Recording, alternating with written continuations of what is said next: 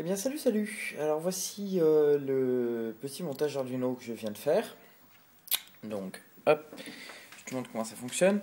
Il y a ici ce qu'on appelle un rotary encoder, c'est-à-dire une sorte de petit appareil rotatif qui va permettre de savoir si on tourne à droite ou si on tourne à gauche.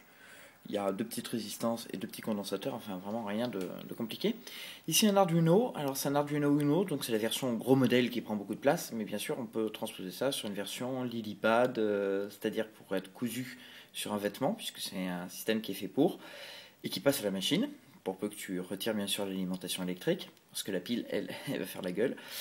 On a 5 petites résistances et ici j'ai monté 5 LED. Mais bien sûr, pour faire un petit peu plus steampunk, l'idée c'est de monter des petites ampoules toutes bêtes, genre les ampoules de lampe de poche que tu peux acheter un peu partout, genre chez Conrad ou Selectronics sur Paris.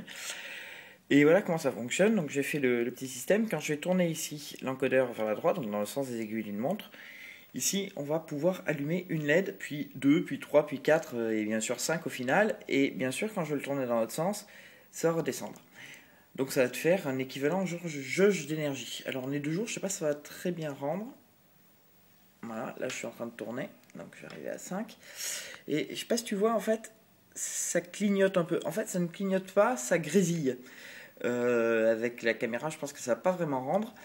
Mais en fait, ça a donné vraiment cette impression de grésillement, puisqu'on envoie des voltages variables à chaque LED, de manière à ce qu'elle s'allume, s'éteigne, s'allume un petit peu, que le filament soit juste apparent. Enfin voilà, juste que ça grésille en fait.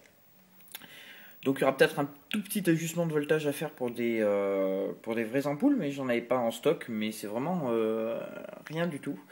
Et donc lorsque je tourne dans l'autre sens, hop là, voilà, j'éteins le système. Tu vois, ça fonctionne tout simplement en fait. Voilà.